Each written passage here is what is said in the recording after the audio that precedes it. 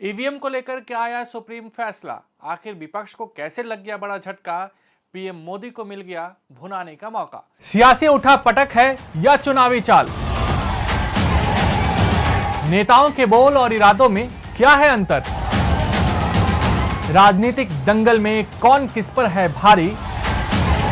हर सियासी दांव की इनसाइड स्टोरी प्रजातंत्र। देश में लोकसभा चुनाव को लेकर प्रचार जबरदस्त तरीके से जारी है। आज दूसरे चरण का मतदान भी हो रहा है। इन सब के बीच ईवीएम को लेकर भी चर्चा लगातार जारी है। दरअसल शुक्रवार को सुप्रीम कोर्ट ने वीवीपैट वेरिफिकेशन की मांग को लेकर सभी याचिकाओं को खारिज कर दिया। बैलेट पेपर की मांग को लेकर भी दर्ज याचिकाओं को सुप्रीम कोर्ट ने खारिज कर दिया। एक तरीके से देखें तो यह ईवीएम को लेकर लगातार हो रही राजनीति पर बड़ा प्रहार है। विपक्ष बार बार ईवीएम के साथ छेड़छाड़ होने का आरोप लगाता रहता है। हालांकि चुनाव आयोग साफ तौर पे ये कहता रहा है कि ईवीएम के साथ कोई भी छेड़छाड़ नहीं किया जा सकता। सुप्रीम कोर्ट का फैसला सत्ता पक्ष के लिए जहां राहत लेकर आया है, तो वहीं विपक्ष को बड़ा झटका लगा है। कोर्ट ने क्या कहा? सुप्रीम कोर्ट ने ईवीएम के माध्यम से डाले गए वोट का voter verification paper audit trail के साथ मिलान कराने का अनुरोध करने वाली सभी याचिकाएं खारिज कर दी और कहा कि तंत्र के किसी भी पहलू पर आंख मूंद कर अविश्वास करना बिना वजह संदेह पैदा कर सकता है। न्यायमूर्ति संजीव खन्ना और न्यायमूर्ति दीपांकर दत्ता की पीठ ने मामले में सहमति वाले दो फैसले सुनाए और इस मामले से जुड़ी सभी याचिकाएं खारिज कर दी, जिनमें दोबारा मतपत्रों से चुनाव कराने की प्रक्रिया पुनः अपनाने का अनुरोध करने वाली याचिका भी शामिल है। पीठ ने अपने फैसले में कहा, लोकतंत्र का अर्थ सद्भाव और सभी संस्थाओं में भरोसा बनाए रखने का प्रयास करना है। न्यायालय ने दो निर्देश भी जारी किए हैं। न्यायमूर्ति खन्ना ने अपने फैसले में निर्वाचन आयोग को मतदान के बाद इलेक्ट्रॉनिक वोटिंग मशीनों में चिन्ह लोड करने वाली स्टोर यूनिट्स को 45 दिनों के लिए स्ट्रांग रूम में सुरक्षित करने के निर्देश दिए। शीर्ष अदालत ने ईवीएम निर्माताओं के इंजीनियरिंग को यह अनुमति दी कि वे परिणाम घोषित होने के बाद दूसरे और तीसरे स्थान पर रहने वाले उम्मीदवारों के अनुरोध मशीन के माइक्रो कंट्रोलर को सत्यापित कर सकते हैं।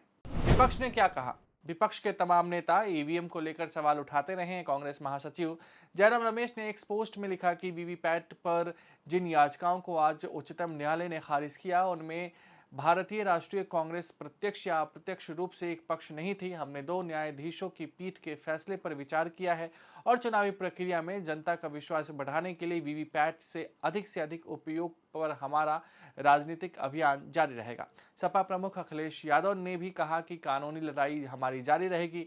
वकील प्रशांत भूषण ने कहा कि हम लोगों का यह कहना था कि ईवीएम के प्रोग्रामेबल मेमोरी होती है, इसलिए इसमें हेराफेरी हो सकती है। सुप्रीम कोर्ट ने हमारी इन मांगों को ठुकरा दिया और कहा है कि चुनाव आयोग इसका सत्यापन करे कि सारे बैलेट पेपर पर अगर हम बारकोड डाल दें तो उसकी मशीन से गिनती हो सकती है या नहीं। भाजपा को मिल गया बड़ा मौका। सुप्रीम कोर्ट के फैसले पर प्रधानमंत्री नरेंद्र मोदी ने कहा कि राजद कांग्रेस के इंडी गठबंधन को न देश के संविधान की परवाह है और न ही लोकतंत्र की परवाह है। ये वह लोग हैं जिन्होंने दशकों तक बैलेट पेपर के बहाने गरीबों का अधिकार छीना। पोलिंग बूथ बैलेट पेपर पर लूट लिए जाते थे।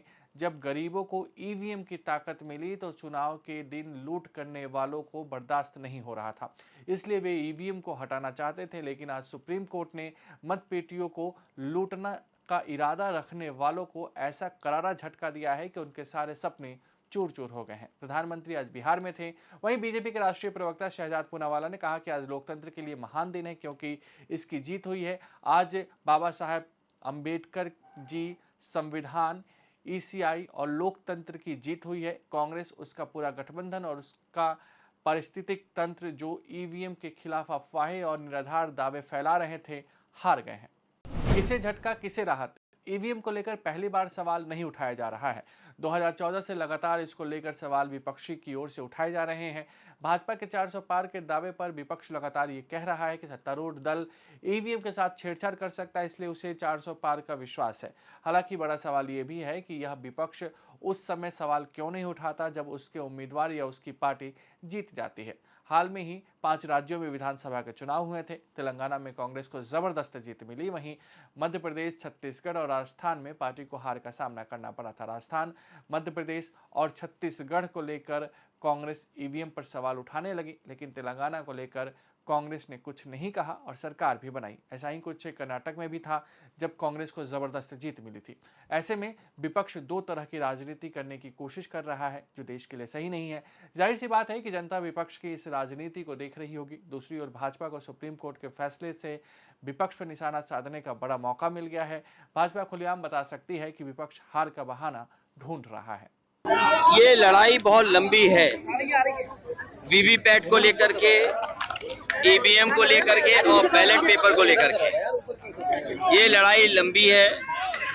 माननीय सुप्रीम कोर्ट का जो भी फैसला है उसको अंततः सब स्वीकार करेंगे, लेकिन लड़ाई रुकेगी नहीं। लड़ाई लगातार चलेगी और लड़ाई इसलिए जरूरी है क्योंकि दुनिया के तमाम देश हैं जो ईवीएम और ईवीएम से वोट डलाने के लिए अनकॉन्स्टिट्यूशनल मांग रहे हैं। जर्मनी जो है देश, जो जर्मनी हमसे संपन्न है, हमसे ताकतवर है, हमसे बहुत आगे है, वो भी देश ईवीएम से वोट डलने को अनकॉन्स्टिट्यूशनल मानता है। ये लड़ाई लगातार चलती रहेगी और इस बार के चुनाव में, क्योंकि 2 चरण के चुनाव खत्म हो चुके हैं, तीसरे चरण के चुनाव में हम और आप लोग खड़े हैं। मैं एक ही बात कहना चाहूंगा, इंडिया गठबंधन को जिताओ, समाजवादी पार्टी को जिताओ, सरकार बनाओ और ईवीएम भी हटाओ। साथियों, आरजेडी कांग्रेस के इंडी गठबंधन को ना देश के संविधान की परवाह है और ना ही लोकतंत्र की परवाह है। ये वो लोग हैं जिन्होंने दशकों तक बैलेट पेपर के बहाने लोगों का, गरीबों का अधिकार छीना। पोलिंग बूथ लूट लिए जाते थे, बैलेट पेपर लूट लिए जाते थे। बिहार के लोग साक्षी हैं कि कैसे आरजेडी कांग्रेस के शासन में चुनावों में मतदान पत्र, बैलेट पेपर लूटे जाते थे। इतना ही नहीं, गरीबों को तो वोट डालने के लिए घर से बाहर भी नहीं निकलने दिया जाता था। मेरे दलित भाई बहन, मेरे पिछड़े भाई बहन, उनको तो डंडे के चोट पे घर के बाहर निकलना मना कर दिया जाता था। अब जब गरीबों को, देश के ईमानदार मतदाता को ईवीएम की ताकत मिली है, तो ये जो चुनाव के दिन लूट चलाते थे, वोट हड़प करने के खेल खेलते थे, इन लोगों से बर्दाश्त नहीं हो रहा था। अभी भी वो परेशान है और इसलिए उनका दिन रात यही काम रहता है, कैसे भी करके ईवीएम हटना चाहिए, ये बटन दबाने वाला खेल बंद होना चाहिए। यही उनका खेल चल रहा है। इंडी गठबंधन के हर नेता ने ईवीएम को लेकर जनता के मन में संदेह पैदा करने का पाप किया है। लेकिन आज देश के लोकतंत्र की ताकत देखिए, बाबा साहब आंबेडकर के संविधान की ताकत देखिए। आज सुप्रीम कोर्ट ने अभी 1-2 घंटे पहले ही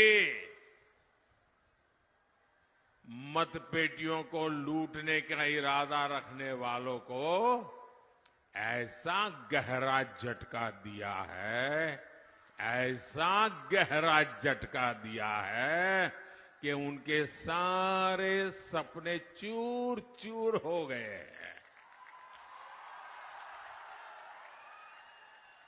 आज उच्च न्यायालय ने, सुप्रीम कोर्ट ने साफ साफ कह दिया है कि बैलेट पेपर वाला पुराना दौर वापस लौट करके नहीं आएगा।